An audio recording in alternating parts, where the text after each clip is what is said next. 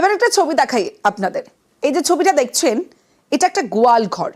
10 বছর ধরে এই পরিত্যক্ত গোয়াল ঘরেই চলছে অঙ্গনওয়াড়ি কেন্দ্র, কারণ অঙ্গনওয়াড়ি কেন্দ্রের ঘর নেই। তাই এই পরিত্যক্ত গোয়াল ঘরেই মিড ডে মিলের রান্না। 10 বছরেরও স্থায়ী ঘর না মেলার অভিযোগ। নামখানার অঙ্গনওয়াড়িতে চরম দুর্ভোগ।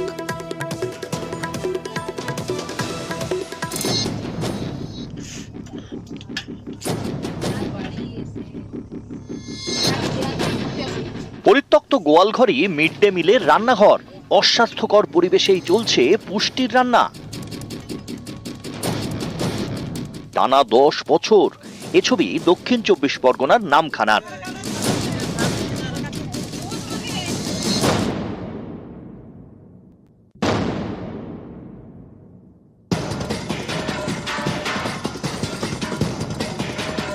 নামখানার শিবনগর আবাদ এলাকার অঙ্গনওয়াড়ি কেন্দ্র।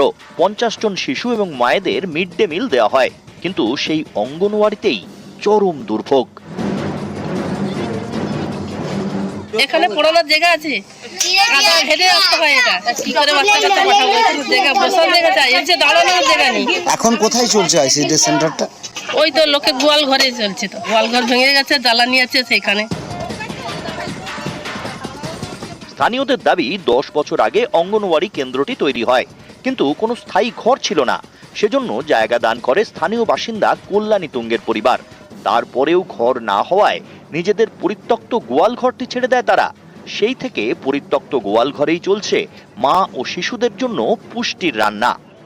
কোনো জায়গা নেই রান্নার, লোকে গোয়াল বাড়িতে ওনারা 2.5 শতক জায়গা দিয়েছে, কিন্তু আমাদের অফিস কোনো বাড়িটার কোনো ব্যবস্থা করছে না। ওদের এখানে সাপ, ব্যাঙ, টিকটিকি, জ্বালানি পত্র ভর্তি হয়ে আছে, নিজেরা দাঁড়াতে পারছি না, ঘর বাড়ি ভেঙে পড়ছে। কোনোভাবে করে দিয়ে দিই বাচ্চাদের হবে। আমাদের আইসিডিএস অফিসে জানিয়েছে, বলছে হবে। পঞ্চায়েতের লোকেরাও এসছে, দেখছে, বলছে হবে। গোয়ালঘরে আজকের গরু নেই বলে ওদেরকে ওখানে ছিল। বর্ষার জন্য পরিবেশ একদম কাদা হয়ে কি হয়ে যায়, সেই জন্য বাধ্য হয়ে বলি তোরা ওইখানে থাক বলে ওইখানে দিচ্ছি। তাই আমাদের একদম আমার একবার এখানে পছন্দ। 10 বছর দিয়ে রাখছি, বিনা পয়সায় কি 10 বছর দেওয়া যায় একটা জায়গা?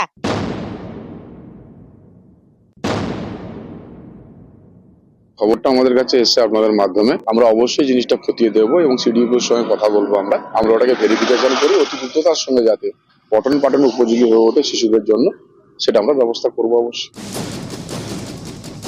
নিউজ 18 বাংলা। পশ্চিম মেদিনীপুরের ঘাটালে ঠিক এভাবেই দেদার নাড়া পোড়ানো চলছে। সরকার বারবার বারণ করছে, করলে জরিমানা হতে পারে, জেলও হতে পারে। তবুও এইভাবেই নাড়া পোড়ানো, ধান কাটার পর পুড়িয়ে ফেলা হচ্ছে গাছের গোড়ার অংশ, আর এতে ছড়াচ্ছে দূষণের বিষ।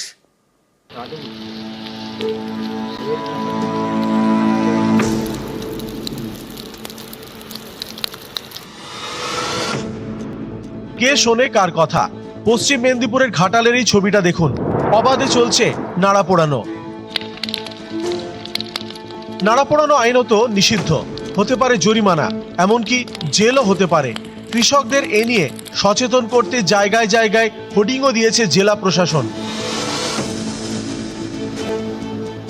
এত কিছুর পরেও পশ্চিম মেদিনীপুরের ঘাটালে চলছে নাড়া পোড়ানো। ধান কাটার পর এভাবেই গাছের গোড়ার অংশ পুড়িয়ে ফেলেছেন কৃষকরা। ধোঁয়ায় ঢাকছে আকাশ, দ্রুত গতিতে দূষণের বিষ ছড়াচ্ছে, তবু টনক নড়ছে না। সায়েন্সে পড়েছি, কিন্তু কিছু করার নাই। প্রত্যেকটা বাড়িতে 2টো করে মোটরসাইকেল, অথচ তাদের রাখবার জায়গা নাই। মোটরসাইকেলের তেলটা যেমনি পোড়াচ্ছেন, এর থেকে তো অনেক বেশি সীসা, কার্বন মনোক্সাইডে তো আপনার হচ্ছে প্রকৃতিকে গ্লোবাল ওয়ার্মিং করছে। ঘাটালের কৃষকদের দাবি, গত কয়েক বছর ধরে যন্ত্র দিয়ে ধান কাটা হয়। হাতে ধান কাটা হলে গোড়া থেকে কাটা হতো, যন্ত্রে কাটার সময় গোড়ার দিকে কয়েক ইঞ্চি থেকে যায়। সেই গোড়ার অংশ তুলে সরাতে বাড়তি শ্রমিক দরকার হয়। বাড়তি শ্রমিক মানেই বাড়তি খরচ। এই খরচ করতে কেউ রাজি নন, তাই এভাবে নাড়া পোড়ানো, যাতে আলু চাষের জন্য দ্রুত জমি পরিষ্কার করা যায়। সরকার থেকে বারবার ঘোষণা করছে, আপনারা জ্বালিয়ে দিচ্ছেন, কেন? এতে তো ক্ষতি হচ্ছে, মাটির ক্ষতি হচ্ছে, আপনারও তো ক্ষতি হচ্ছে। আমাদের জানা নাই তো। এভাবে নাড়া পোড়ানো কিন্তু শাস্তিযোগ্য অপরাধ, জেল জরিমানা দুটোই হতে পারে। কৃষকদের সচেতন করতে নানা জায়গায় হোর্ডিং লাগিয়েছে প্রশাসন। মাইকিং করেও প্রচার করা হচ্ছে, তারপরেও নাড়া পোড়ানো চলছে। একটি শাস্তিযোগ্য অপরাধ। আমরা অনেকগুলো কেসও করেছি, এডিও সাহেবরা, পুলিশ প্রশাসন, ব্লক প্রশাসন তারা চেষ্টা করছে। চাষিদেরকে বোঝানো হচ্ছে, বিভিন্ন ওয়ার্কশপ, সেমিনার ইত্যাদি আয়োজন করা হয়েছে। একটা মেশিনও এডিও অফিসে আছে যেটা ওই নাড়াগুলিকে পুরো গুঁড়ো করে দেয়, সেই মেশিন দিয়েও আমরা চেষ্টা করি। এর আগে হুগলির তারকেশ্বর, হরিপাল, সিঙ্গুর সহ বিভিন্ন জায়গায় নাড়া পোড়ানোর ছবি সামনে এসেছে। এবার পশ্চিম মেদিনীপুরের ঘাটাল থেকে সুকান্ত চক্রবর্তী, নিউজ 18 বাংলা।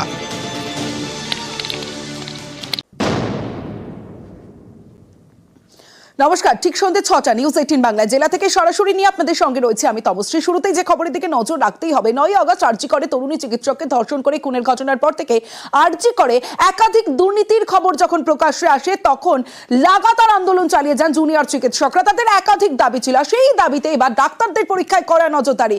আরজি করে আন্দোলনকারীদের দাবি মেনে পদক্ষেপ, আন্দোলনকারী ডাক্তারদের দাবি মেনে পরীক্ষায় নজরদারি। নতুন গাইডলাইন মেনে কড়া নজরদারি। সোমবার থেকে রাজ্যে এমডি এমএস পরীক্ষা, আর এবারই প্রথম সিসি ক্যামেরার নজরদারিতে পরীক্ষা কেন্দ্র থেকে লাইভ স্ট্রিমিং এর ব্যবস্থা। পরীক্ষার্থীদের তল্লাশির পরেই হলে ঢোকার বন্দোবস্ত, নির্দিষ্ট দূরত্ব মেনেই পরীক্ষার হলে বসার ব্যবস্থা। এবং শুধু মালদা নয়, রাজ্য জুড়েই এই একই ব্যবস্থা করা হচ্ছে। তবে মালদা থেকে আমার প্রতিনিধি সেবক রয়েছে, সেবকের সঙ্গে কথা বলবো। সেবক, আমরা তো দেখলাম যে একাধিক পদক্ষেপ নেওয়া হচ্ছে এবার ডাক্তারি পরীক্ষায়, কিন্তু এই যে একাধিক পদক্ষেপ নেওয়া হলো, সেখানে চিকিৎসকদের কি প্রতিক্রিয়া, তারা কি বলছে?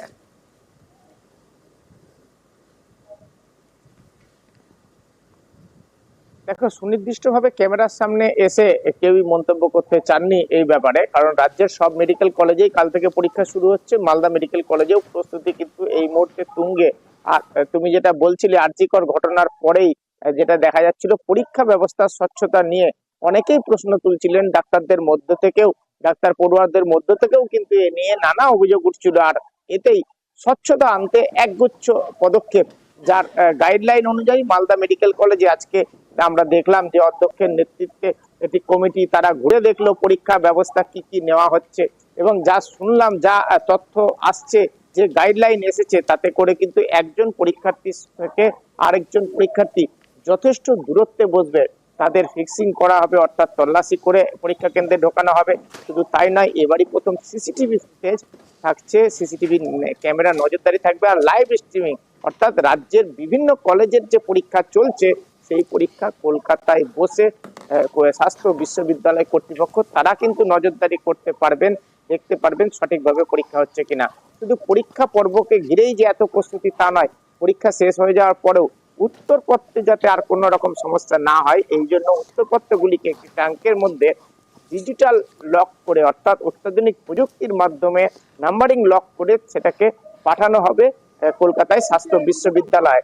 এর ফলে স্বচ্ছতা পরীক্ষা ব্যবস্থার বজায় থাকবে, এমনটাই বলছেন পরীক্ষার সঙ্গে যুক্ত যারা রয়েছেন তারা। মালদা মেডিকেল কলেজের অধ্যক্ষ, তিনিও একই কথা জানিয়েছেন যে এই ব্যবস্থাগুলো এবারই গাইডলাইন অনুযায়ী প্রথম। আর পরীক্ষার্থীদের অনেকেই বলছেন যে স্বচ্ছতার দাবি দীর্ঘদিন তাদের ছিল, সেক্ষেত্রে স্বচ্ছতা এলে ভালোই, তবে এটা কতটা কার্যকরী হচ্ছে, কিভাবে কার্যকর করা হচ্ছে, সবটাই তারা নজর রাখছেন যে কিভাবে। ধন্যবাদ সেবক। আমরা এখানে পরীক্ষার সংক্রান্ত যে একটা এসওপি, অর্থাৎ যে একটা নির্দেশিকা বেরিয়েছে স্বাস্থ্য বিশ্ববিদ্যালয়ের, সেই নির্দেশিকা অনুযায়ী আমরা কিছু কিছু বিশেষ ব্যবস্থা নিচ্ছি। তার মধ্যে ওই সিসিটিভি কাভারেজ ছিল, সিসিটিভি করা, সিসিটিভি থ্রু দিয়ে লাইভ স্ট্রিমিং হবে, ওটা ইউনিভার্সিটি দেখতে পাবে। বডি ফ্রিস্কিং, অর্থাৎ তাদের নানান বডি ফ্রিস্কিং চেকিং করে আমরা তাদের হলে ঢোকানো হবে। নির্দিষ্ট ডিস্টেন্স মানে মাপ মেপে আমরা তাদের বসার অ্যারেঞ্জমেন্ট করব। এবং পরীক্ষার হয়ে যাওয়ার পর পরীক্ষার যে উত্তরপত্রগুলিকে আমরা একটা বিশেষ ট্রাঙ্ক পাঠানো ইউনিভার্সিটি থেকে পাঠিয়েছেন, সেই ট্রাঙ্কে দিয়ে একটা ডিজিটাল লকিং করে আমরা পাঠাবো, পোস্টের থ্রু দিয়ে পাঠাবো।